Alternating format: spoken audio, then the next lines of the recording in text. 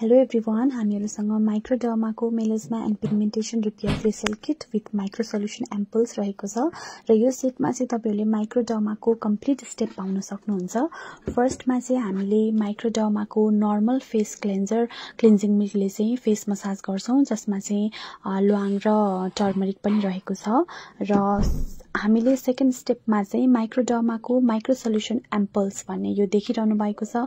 यसको चाहिँ हामीले हरेक किटमा चाहिँ 10 ड्रप मिलाएर युज गर्नुपर्ने हुन्छ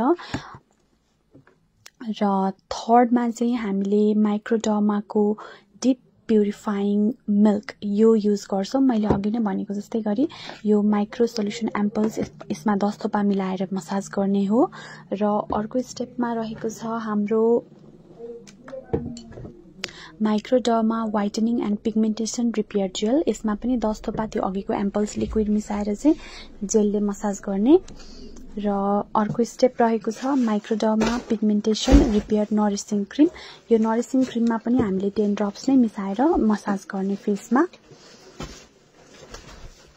यो प्रोसेस सकिएपछि चाहिँ हामीसँग प्याक रहेको छ। प्याकमा पनि हामीले यो माइक्रो सल्युसन एम्पल्सलाई चाहिँ 10 ड्रप मिसाएर एकछिन भिजाएर अनि त्यसपछि फेसमा चाहिँ फेस प्याकको जसरी अप्लाई गर्दिने, फेस प्याक अप्लाई गर्ने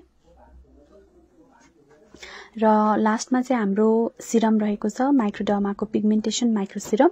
यो सिरम चाहिँ हामीले सबै स्टेपहरु सकिसकेपछि चाहिँ यो सिरम चाहिँ हामीले सबै क्लिन्जिङको मसाजको स्टेप सकिसकेपछि लगाउने र सिरम पछि पनि हामीले मोइस्चराइजर र सनस्क्रिन चाहिँ लगाइदिने र यो कम्प्लिट प्रोसेस यो किटको बारेमा जान्नको लागि चाहिँ यो बट्टाभित्र पनि जानकारीहरु इन्फर्मेसन धेरै रहेको छ। यो तपाईहरुले पढेर यसको प्रयोग विधि पनि जान्न सक्नुहुन्छ।